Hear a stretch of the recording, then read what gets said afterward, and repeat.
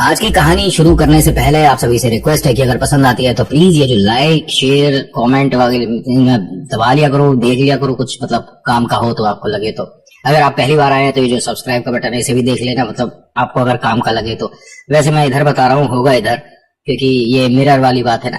अच्छा, आप पहली बार आए हैं, कहानी पसंद आती है, कुछ कहना चाहते हैं तो कमेंट में बताइएगा जरूर कि आपको यहाँ क्या सुधार चाहिए, या आपको कहानी जो मैंने सुनाई समझाई बताई ये अच्छी लगी। आज की कहानी अनूप जी की है और कहते हैं कि मेरी जिंदगी में ऐसा बदलाव होना था नहीं, लेकिन ना जाने कन्हैया ने कैसे क्या रचा जो कि आज मैं बिल्कुल बदल गया। ये इंसान किसी भी तरह का कोई भी ऐसा ऐब नहीं छोड़ता जो कि किसी और जिंदगी में किया जाए। सारे ऐब है भाई में, सारी परेशानियां, पूरा घर परेशान, और माता पिता इससे इतने ज्यादा दुखी हो चुके थे कि कई बार तो ये अर्जी लगाई थी कि ईश्वर इसे उठा लो, हमसे अब बर्दाश्त नहीं हो रहा। रोज इसकी शिकायतें आती हैं और ये शुरुआत से ही, जैसे कहते हैं ना कि बेटा ऐसे बदतमीजों के साथ रहोगे तो फ्यूचर बिगड़ जाएगा। माँ बाप कहते हैं ना, ये उन्हीं में का है कि अगर ऐसों के साथ रहोगे तो फ्यूचर बिगड़ जाएगा, और ये अपने साथ साथ लोगों को भी बिगाड़ देगा। वो कहते हैं कुछ अलग से लड़के नहीं होते जिनका फ्यूचर वास्तव में बिल्कुल एक अंधकार में होता है, चौराहे पर खड़े रहेंगे, आते जाते लोगों को कमेंट कर देंगे, कोई लड़की है तो बदतमीजी से कुछ उल्टा सीधा बोल दिया, लड़का है तो उससे भिड़ गए। इस तरह के जो अपने को दबंग कहते हैं, और कभी कभी ये 250 ग्राम से ज्यादा के नहीं होते हैं। अगर आप एक लाफा लगा दो ना अच्छे से तो 10 मिनट तक वहीं घूमते रहेंगे घड़ी की सुइयों की तरह। लेकिन हाँ, हम 4-5 लड़के खड़े तो हम खैर, ये इतने ज्यादा परेशान कर चुके थे अपने घर वालों को। घर में इनके 2 बड़ी बहनें हैं और एक इनका छोटा भाई है। सभी लोग इससे दुखी हैं क्योंकि इसकी जो हरकतें हैं अब ये बर्दाश्त से बाहर हो चुकी है। इनके घर में पहले कन्हैया को बहुत माना जाता था, लेकिन जब से इसकी हरकतें शुरू हुई भगवान पर से विश्वास उठ गया कि हमने ऐसी कोई भी जगह नहीं छोड़ी जहां पर हमने अर्जी ना लगाई हो। लेकिन ईश्वर, आपको हमारी परेशानी, हमारे दुख तो दिखते ही नहीं है। ये जो आदमी है अनूप, लड़का अभी फिलहाल 27 साल का है। इसकी दोनों बड़ी बहनों की शादी हो चुकी है और ये इतना मतलब बेगैरत इंसान, इतना बेवकूफ इंसान कि दीदी के घर पे, जहां मतलब अब वो ब्याही हैं दोनों बहनें, वहां भी जाकर 2-4 रुपये मांग चुका। सारे ऐप है मैंने बताया ना। और शाम को 6-7 बजे के बाद कहीं बैठ जाए, 4 दोस्त पकोड़े और थोड़ा फिर उसके बाद पेंगुइन बन जाए, फिर कोई नाली मिल जाए और उसके अंदर पड़ जाए। इसका रोज का ही हो रहा था। माँ बाप पहले तो इसे किसी होटल से उठा कर लाते थे, फिर उसके बाद किसी दोस्त के घर से लाने लगे, अब नालियों में साला आते हैं। तो कब कौन सी नाली में पड़ा है अब ये देखना पड़ता है, क्योंकि यही होता है। अगर आप इस राह पर चल दिए तो पहले तो शुरुआत में आपको बड़ा मजा आ रहा होगा कि हाँ, हम पे 4 पैसे हैं, खर्च हैं, क्या बात है, अच्छा खा रहे हैं, अच्छा पी रहे हैं। बाद में फिर खाना पीना ही होगा, अच्छा और बुरा तो भूल ही जाओ, है ना। तो ये ना, इसके घर वाले बहुत दुखी हो चुके थे। ये वहां ससुराल में भी जाकर 2-1 पैसे मांग चुका था, जो कि बहनों को अब पूरी जिंदगी ताने का काम करेगा। ठीक है, उनके सास ससुर, उनके पति देवर सभी उल्टा सीधा बोलते रहेंगे, तेरा तो भाई ऐसा था, तेरा भाई हमसे 2 रुपए ले गया, कहने वाली बात हो गई। माँ बाप को अब समझ नहीं आ रहा। इन्होंने अर्जी लगाई कन्हैया से कि या तो इसे उठा या अब हम दोनों को। जन्माष्टमी आ रही है और जन्माष्टमी से पहले अगर ये लड़का नहीं सुधरा या नहीं मरा या हम नहीं मरे तो कन्हैया बैनर छपवा दूंगा बड़े बड़े कि कृष्ण भगवान है ही नहीं, कन्हैया होते ही नहीं है, और कोई बंसी वाला किसी के साथ कोई चमत्कार नहीं करता। कहते हैं ना कि आप 1000 बार जय श्री कृष्णा बोलो और सिर्फ 2 बार राधे राधे बोल दो, बराबर होता है। हमने पूरी जिंदगी बोला लेकिन हमारे साथ कोई चमत्कार नहीं हुआ, कोई भगवान नहीं होते। अब देखिए, आप भगवान पर एक तो डाउट नहीं कर सकते, ठीक है, ये तो मूर्खता है, और भगवान को आप चैलेंज भी नहीं कर सकते। अगर बाई चांस उन्होंने जन्माष्टमी तक बाई चांस चमत्कार नहीं किया तो क्या वो नहीं है, उनका अस्तित्व तो नहीं है। और आपका बैनर लगाने से, बुरा मत मानिएगा माँ बाबू जी, आपको कह रहा हूं, आपके बैनर लगाने से कन्हैया पर कोई फर्क पड़ेगा? नहीं पड़ेगा ना। और जो कन्हैया को मानता है, जो उन्हें जानता है, क्या उस पर कोई फर्क पड़ेगा? आपके बैनर पर ये लिखा हुआ देखकर कि कृष्ण जी चमत्कार नहीं करते, कृष्ण जी भगवान नहीं है, मेरी सेहत पर तो कोई फर्क नहीं पड़ेगा। अगर मुझे कोई कह दे कि महादेव नहीं होते, शिवलिंग नहीं है, उनका अस्तित्व नहीं है, मुझे हंसी आती है उस पर। हाँ, इस तरह के ज्ञान मुझे भी मिलते हैं कि आप जल अभिषेक करते हो, दूध अभिषेक करते हो, गरीब को खिलाओ, गरीब को पिलाओ। मैंने कहा फिर उसे रिप्लाई में कि तू तो नहीं करता जल अभिषेक, तो तूने कितने गरीबों को खिला दिया? साफ सीधे शब्दों में जवाब दो।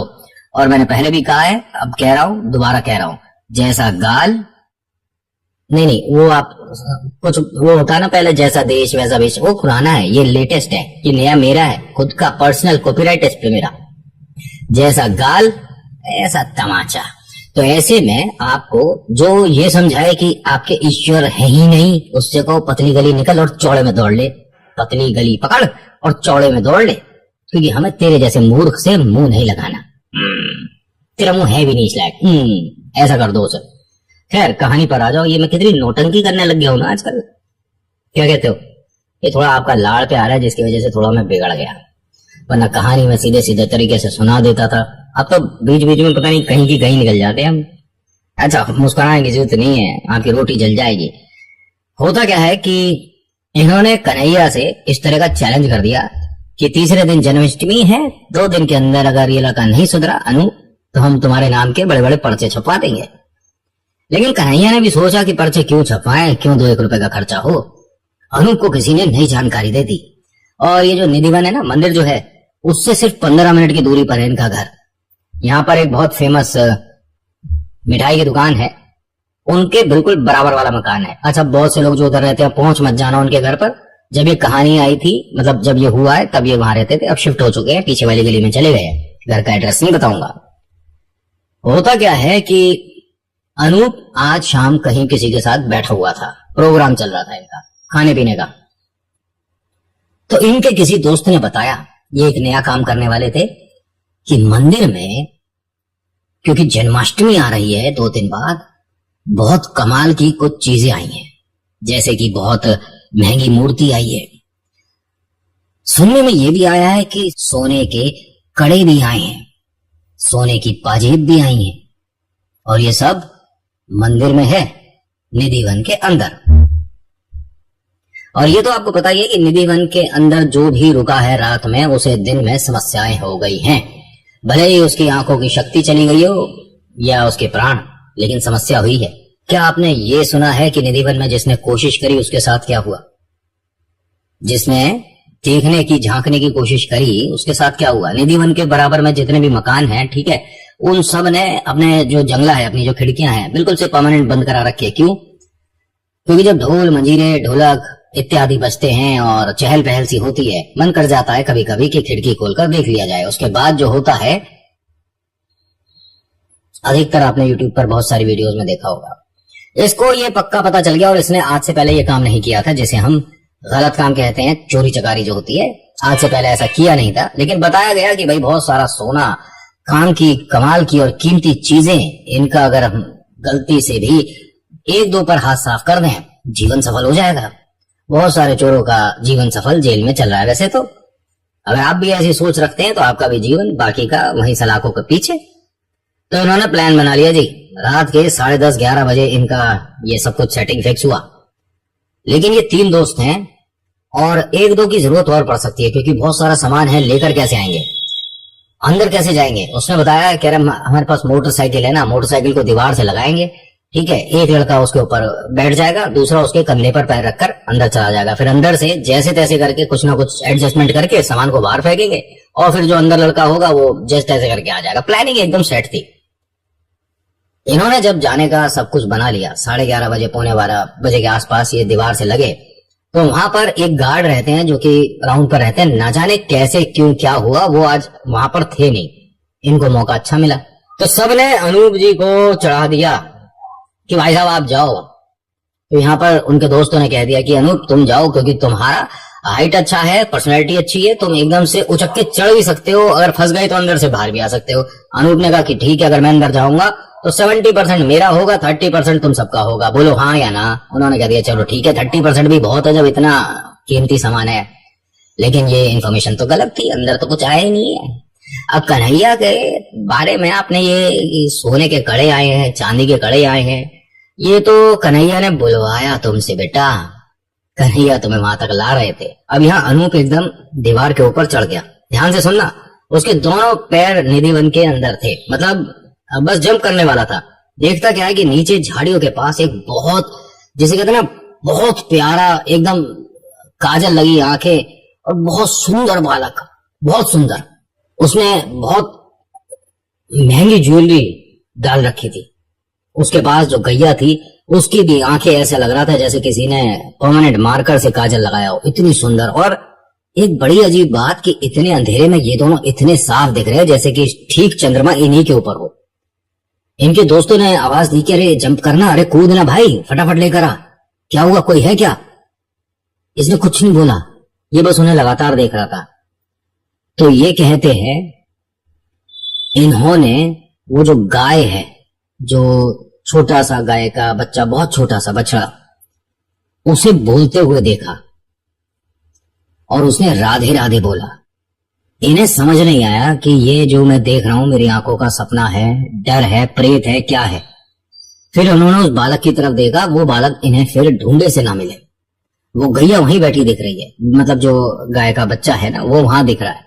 इनके दोस्तों ने पूछा कि बताना क्या है, कौन है? तो उसने कहा बछड़ा है, मतलब छोटी सी गैया है, बड़ी प्यारी सी, लेकिन ऐसा लग रहा है जैसे कि मतलब इससे सफेद गाय मैंने देखी ना हो। अच्छा ठीक है, हमने गाय थोड़ा ना लानी है, तो एक काम कर, उस गाय पर ही पैर रखकर नीचे उतर जा। कह रहा मेरा मन नहीं कर रहा, मुझे बड़ा अजीब लग रहा है। अरे अजीब का कुछ नहीं है भाई, इतना अच्छा मौका मिला है, वहां चौकीदार भी नहीं है आसपास, फटाफट जा, फटाफट ले आ। जब इसे बोला गया ना कि फटाफट जा, फटाफट ले आ, तो इसने देखा आगे, ये उस वक्त की बात है जब 3 पिलर एक साथ थे। ठीक है, 3 पिलर, अगर आप गए हैं कभी तो देखा होगा आपने, और अगर अभी फिलहाल में गए हो 10 साल में तो शायद नहीं दिखेगा।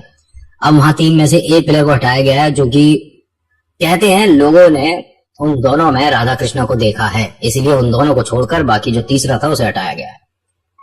इन्हें देखा है कि वो बालक जो है उसी पिलर के पीछे छुपा हुआ है और उसने इस तरह से इशारा कर रखा है।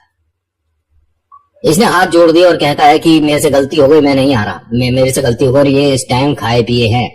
तो ये इसके दोस्त कह रहे थे कि तुझे थोड़ा सा ज्यादा हो गया, इस वजह से तुझे कोई कुछ दिख रहा है, इसमें कोई भी नहीं है, सब ताला लगाकर चले गए, अंदर जा। और हाँ, एक चीज कमाल की बताऊं कि जो मेन दरवाजा है ना, जिसके बारे में कहानियां सुनी है कि वहां पर हमने दूध का गिलास रखा देखा है, दातुन देखी है, उसका ताला नहीं लगता, फटाफट जा खोल और फटाफट सामान लेकर आ जा। उसने कहा नहीं, वो मुझे अंदर बच्चा जो है वो मना कर रहा है। कौन बच्चा? अंदर कोई बच्चा नहीं है। नहीं है, मैं मना नहीं कर रहा, मैं गलत नहीं कह रहा, मैंने बच्चा देखा है, अंदर बच्चा है। और इसके दोस्तों ने यहाँ पर एक कमाल का रंग दिखा दिया। इसके दोस्तों ने कहा कि अगर तू अंदर नहीं जंप करके लाया सामान तो आज के बाद हमारी दोस्ती खत्म। पहला काम तो ये बढ़िया हुआ, ऐसे मूर्खों से तो ना हो तो बेहतर है। इसने कहा कि ये कैसी दोस्ती कर रहे हो तुम, अगर मैं ले आऊं तो बढ़िया बात है, और अब मैं यहाँ कह रहा हूँ कि अंदर मुझे कोई दिख रहा है और वो मना कर रहा है तो तुम दोस्ती तोड़ रहे हो। अरे खिलाता पिलाता मैं हूँ, सारी बातें मेरे से होती है और आज मैं ही बुरा दिख रहा हूँ। अरे तेरे से अच्छा तो हम चले जाते। तो ये नीचे उतरने लगा अपोजिट साइड, मतलब रोड की तरफ, कि ठीक है मैं उतर रहा हूं, तुम चले जाओ, मैं नहीं जाऊंगा। जब ये नीचे उतरा तो उसके दोस्तों ने कहा कि ठीक है हम जाएंगे, लेकिन आज के बाद हमसे दोस्ती मत रखियो। ठीक है। ये दोनों ने खूब कोशिश कर ली दीवार पर चढ़ने की, भाई साहब ये दीवार तक भी नहीं आए। हाँ, ऐसा लग रहा था इसे देखने में अनूप को कि ये दीवार बार बार ऊंची हो जाती थी। ऐसा होना तो है नहीं, और ये उस वक्त की बात है जब दीवार इतनी ऊंची थी भी नहीं। ठीक है, 6-6.5 फुट थी मैक्सिमम। और अब बाइक पे आप बैठे हो और कोई आपके कंधे पर पैर रखकर चढ़ेगा तो काफी हाइट हो गई ना, सीढ़ी की क्या जरूरत। लेकिन ये दोनों वहां पहुंच ही नहीं पाए। अनूप ने एक बार और कोशिश करी। ये दोस्तों की बातों में आकर ना सिर्फ वो दीवार पर दोबारा चढ़कर देखना चाहता था कि मैं क्यों पहुंच पा रहा हूं और ये क्यों नहीं पहुंच पा रहे। अनूप के और इनकी हाइट में ज्यादा फर्क नहीं है, ये 5-10 तो अनूप 6 फीट हो गया, बस इतना। लेकिन ये कुछ अजीब हो रहा था इसके साथ। इसने अपने दोस्तों को कहा कि तुम रुको, मैं देखता हूं कन्हैया को। 1 मिनट, कन्हैया को देखने नहीं आए हैं यहाँ पर हम, समझ आ रही है तेरी बात? अरे हमें सोने के कड़े, चांदी पजेब ये सब चाहिए न। हाँ हाँ, वो एक ही बात है, हटो। जब इसने बाइक से किसी के कंधे पर पैर रखकर जब ये ऊपर चढ़ा तो ये आराम से चढ़ गया। तुम दोनों जानबूझकर नहीं चढ़ रहे थे, मैं भी तो आराम से चढ़ गया। तो अब यहां इसने जो चेहरा देखा वो बहुत डरावना, गुस्से में और एक मतलब फाइट की पोजीशन में था कि तुम्हें वार्न करने के बाद, प्यार से समझाने के बाद भी नहीं अगर तुम्हारी समझ आ रही तो अब मैं तुम्हें अलग रूप दिखाऊंगा। ये नाली की तरफ बाहर को गिरा। इसके दोस्तों ने पूछा कि अब क्या देख लिया? तेरा कन्हैया ही है ये, और इस वक्त गुस्से में है। भाई तेरे को हमसे कभी दोबारा मिलने की अब जरूरत नहीं है, तू संभाल अपने कन्हैया को। ठीक है, तुझे कन्हैया भी देख रहे हैं, तुझे वो गाय दिख रही है, दुनिया की सबसे सफेद गाय, अंदर इतना अंधेरा है और वो तुझे साफ दिख रहा है। हमें तेरे से कोई मतलब नहीं है, आज के बाद दिख मत चाहिए। लेकिन मेरी बात सुनो तो सही, कन्हैया ने हमें एक तरह से वार्निंग दी है कि हमें ये गलत काम नहीं करना है। और मुझे बड़ी शर्मिंदगी हो रही है कि मैं जिस अवस्था में हूं, अपने पूरे होश में भी नहीं हूं, ऐसे में मुझे भगवान दिखे। आज के बाद मैं इन चीजों को हाथ नहीं लगाऊंगा। क्या बकवास कर रहा है तू? तेरे को ज्यादा चढ़ गई है। हमने कहा है ना कि कम लिया कर। नहीं, कम क्या और ज्यादा क्या, आज के बाद नहीं छूंगा। तो यानी तुझे हमारी दोस्ती भी नहीं समझ आ रही? दोस्ती तो जब मैं ऊपर दीवार पर था तभी दिख गई थी। आज के बाद मेरे घर की तरफ देख भी मत लेना दोनों में से कोई। घर पहुंचा, नहाया, माँ बाप से माफी मांगी। कहता है कि मैं जो बताऊंगा आपको लगेगा कि मैं अपने होशो हवास में नहीं हूं, इसलिए मैं आपसे बस एक बात कहूंगा कि कन्हैया ने मुझे सुधार दिया और मैं सुबह बताऊंगा कि क्या हुआ है मेरे साथ। इनके माँ बाप को समझ नहीं आया कि ये देखिए रोज इसे नाली में से उठाकर लाते हैं, आज कम से कम नाली वाली बात तो थी नहीं। सुबह सुबह 5:30 पौने 6 बजे ये अपने मंदिर के सामने बैठा था और रो रहा था। माँ बाप आए और उससे पूछते हैं कि क्या हुआ, ये रो क्यों रहा है? कहते हैं कि भगवान दर्शन देते हैं। तो माता पिता ने कहा कि हाँ दर्शन देते हैं, लेकिन तू ऐसा क्यों बोल रहा है? नहीं, मैंने कन्हैया को देखा है, गाय के साथ देखा है, और गाय ने राधे राधे बोला है। पापा ने कहा कि दिन में भी तुम शुरू कर चुके हो क्या? तुम रात में तो करते ही थे, ये तुम्हारा जो प्रोग्राम चलता था। नहीं पापा, उसको मैं आज के बाद हाथ भी नहीं लगाऊंगा, और मैं आज ही नौकरी के लिए कोशिश करने के लिए इधर उधर जाने वाला हूं। पढ़ाई का तो हूं, मैं नौकरी करूंगा। माँ बाप को समझ नहीं आ रहा कि ये क्या हो रहा है, तू मजाक कर रहा है। नहीं नहीं, मैं आप दोनों मेरे साथ मंदिर चल सकते हो, निधिवन चलना है एक बार। हाँ हाँ बिल्कुल चल सकते हैं। अब यहां से ये चारों निधिवन गए और ये वहां मंदिर में अंदर प्रभु के दर्शन करने की बजाय जहां से झांक कर देख रहा था कि वहां मुझे गैया और कन्हैया दोनों दिखे, वहां जा रहा था। माँ बाप ने कहा कि बेटा मंदिर इधर है, आप यहाँ जाओ ना। कहाँ जा रहे हो? उसने कहा बस 1 मिनट, मैं आ रहा हूं। जब ये वहां पहुंचा तो इसे वास्तव में गैया के पैर के निशान और एक छोटे बालक के पैर के निशान दिखे। इसने दोनों हाथों से वहां से मिट्टी उठा ली, वो जो निशान बने हुए थे मिट्टी उठा ली और लेकर आया। पंडित जी हंसने लगे कि बेटा क्या दिखा है, क्या ले आए, हमें भी तो दिखाओ। क्या किसी का कोई अंगूठी वंगूठी मिल गई? उसने कहा नहीं, कुछ ऐसा नहीं है। अब माँ बाप तो ये मानते थे कि थोड़ा लड़का बिगड़ा हुआ है। माँ बाप ने गुस्से में कहा कि नहीं, तू कोई चीज लाया है, दिखा। उसने कहा मेरे कन्हैया की मिट्टी है ये, मैं आपको दूंगा नहीं। यहाँ पे और लोग भी थे, वो भी जानते थे थोड़ा बदतमीज किस्म का इंसान है, तो सबने यही कहा कि नहीं भाई साहब, ये कहीं से कोई अंगूठी वगैरह पड़ी मिल गई होगी, इसे वहां से ले आया है ये, हम जानते हैं इस लड़के को। माँ बाप को बड़ी शर्मिंदगी हो रही थी यहाँ पर। उन्होंने सभी के सामने कहा कि इस हाथ को खोल दे। उसने कहा ठीक है, कोई लाल कपड़ा दे दो मुझे, उसी पर छोड़ूंगा, मैं कन्हैया की ये मिट्टी ऐसे नहीं छोड़ूंगा। इसके हाथ पे ना, इसके पिता ने वहां जो घंटी रखी होती है ना, ठीक है, वो भी मार दी, लेकिन इसने हाथ नहीं खोला। कि मैं गलत नहीं कह रहा हूं, मैं सच में अपने पूरे होशो आवास में हूं। और कोई लाल कपड़ा, तो पंडित जी ने एक लाल कपड़ा दिया कि ले, लाल कपड़ा है हमारे पास। इसने जब उस कपड़े पर मिट्टी छोड़ी तो हाँ सिर्फ मिट्टी थी और कुछ भी नहीं था। अब जितने भी लोग यहाँ पर बातें बना रहे थे, सबके मुंह बन गए कि इसका मानसिक संतुलन ठीक नहीं है क्या, मंदिर से मिट्टी क्यों लेकर जा रहा है ये? और वो मिट्टी आज भी इसके पास है। उस दिन से इसने जितने भी गलत काम करे हैं, जितनी भी इसने बदतमीजियां करी थी और जितने भी इसमें बुरी आदतें थी, सबको त्याग दिया। विदेश में होने के बावजूद ये हर साल कोशिश पूरी करते हैं और आ भी जाते हैं। जब तक कन्हैया को नहीं देखते इनका मन नहीं लगता। और हाँ, इस बार की जन्माष्टमी में सबसे ज्यादा बढ़कर आगे हिस्सा जो लिया था वो इन्हीं ने लिया था। कहते हैं कि 2 दिन के अंदर और कुछ पल के अंदर ही कह सकते हैं, मेरी जिंदगी कन्हैया ने बदल दी थी और आज तक वो मेरे साथ हैं, मुझे दिखते हैं। आप मानो तो ईश्वर चमत्कार करते हैं, ना मानो तो सिर्फ गलत फहमियां हैं। तो हाँ, मुझे ये गलत फहमियां बताने में अच्छा लगता है। अगर आपके पास कोई ऐसी गलतफहमी है तो मुझे भेजिए।